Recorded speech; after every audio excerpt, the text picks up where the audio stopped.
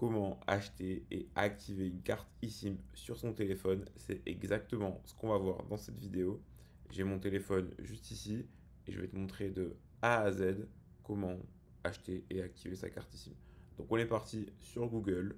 On va rentrer le nom d'un fournisseur, par exemple Amigo eSIM. On va acheter une carte eSIM parce que là je suis au Canada, donc tant qu'à faire, autant acheter une carte eSIM pour le Canada. Donc je vais rentrer ma destination qui est le Canada. Ça va m'afficher les cartes eSIM pour le Canada. Moi je vais prendre par exemple celle-là qui me va bien, 5 Go 14 jours à 18 $. Je la sélectionne et puis je vais faire acheter, donc buy. Voilà, ça va charger tranquillement. On peut le voir juste ici. Et donc là, j'ai accès à mon panier. Donc maintenant, je peux tout simplement rentrer un coupon, par exemple le code MyBestSim, apply coupon.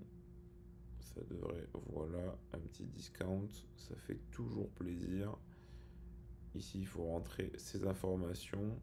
Donc je vais le faire évidemment hors de la vidéo et je vous retrouve juste après. Donc comme on peut le voir juste ici, j'ai reçu mon QR code que je vais pouvoir scanner pour activer ma carte eSIM. Donc maintenant que j'ai reçu le QR code, je vais pouvoir le scanner. Donc je me rends sur mon appareil photo, je scanne le QR code. Voilà, ça va me demander si je veux activer la nouvelle eSIM que je viens de scanner. Donc je vais dire autoriser. Voilà, ça active l'eSIM. Donc là, ça se connecte à l'opérateur. Ça peut prendre quelques minutes. On va attendre un petit peu. Si ça prend trop de temps, je couperai au montage. Mais l'idée, c'est que voilà, la eSIM est activée. Donc là, maintenant, juste à faire continuer. C'est en train de s'activer.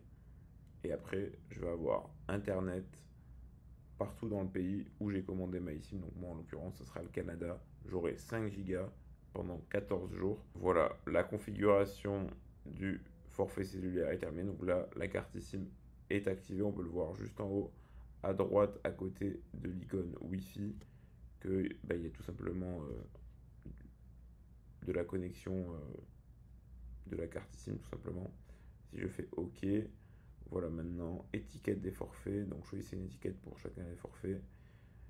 Donc, qu'est-ce que je peux faire? Professionnel, principal. On va mettre principal.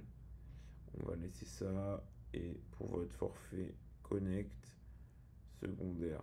Alors là, à mon avis, ici, donc le principal, c'est pour mon numéro. Donc c'est ma carte SIM. C'est pas ma carte eSIM, c'est ma carte SIM que j'ai actuellement sur mon téléphone. Donc ce sera mon réseau principal. Et la carte SIM sera en secondaire. Donc ça, c'est à vous de voir. En l'occurrence, je pense que c'est juste pour avoir des étiquettes pour les reconnaître parce que les deux sont activés en simultané. Et il est possible de désactiver l'une pour ne pas l'utiliser. Par exemple, votre carte SIM pour ne pas faire de hors forfait, justement. Moi, je vais laisser ça comme ça. Donc là, on arrive sur une page qui va nous demander sur quelle carte on veut utiliser les données cellulaires. Donc sur quelle carte on veut avoir Internet, on veut utiliser Internet. Là, en l'occurrence, je viens d'installer ma carte eSIM, donc j'ai envie d'avoir Internet par ma carte eSIM. Donc comme je l'ai attribué à l'étiquette secondaire, je vais cliquer sur secondaire et je vais faire continuer. C'est possible de modifier après, donc pas de souci là-dessus. Et voilà, donc là, comme on peut le voir juste ici, j'ai bien ma carte eSIM activée. On peut voir qu'il y a deux réseaux, donc il y a le réseau principal et le réseau secondaire TELUS, qui est en l'occurrence ma carte eSIM.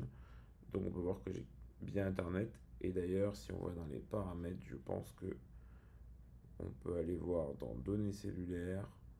Voilà, les données cellulaires proviennent du réseau secondaire, comme on peut le voir juste ici. Donc, elles vont vraiment puiser sur la carte eSIM. Et on peut faire un basculement. Ça, c'est si par exemple j'ai Internet sur les deux réseaux, alors je peux tout simplement basculer automatiquement en fonction de la disponibilité du réseau afin d'avoir toujours Internet. Mais ça, c'est en l'occurrence que si on a une carte SIM ou plusieurs cartes eSIM qui proposent Internet. Là, je ne vais pas le mettre parce que dans tous les cas, je pense que si vous achetez une carte eSIM, c'est parce que vous n'avez pas de carte SIM qui a déjà Internet. Là, je fais le test pour vous. Et voilà, là j'ai internet et on peut aller sur internet, tester Google par exemple. Hop.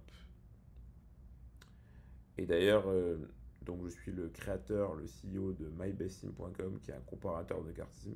Je peux vous montrer, il y a franchement des bonnes offres si vous cherchez à acheter une carte SIM. Donc mybestsim.com, vous venez sur le petit oiseau et ici vous allez pouvoir justement trouver les meilleures cartes, les meilleures offres de qualité pour chaque destination. Vous avez toutes les destinations du monde. Et par exemple, si vous voulez aller à Malte, regardez, je clique sur Malte.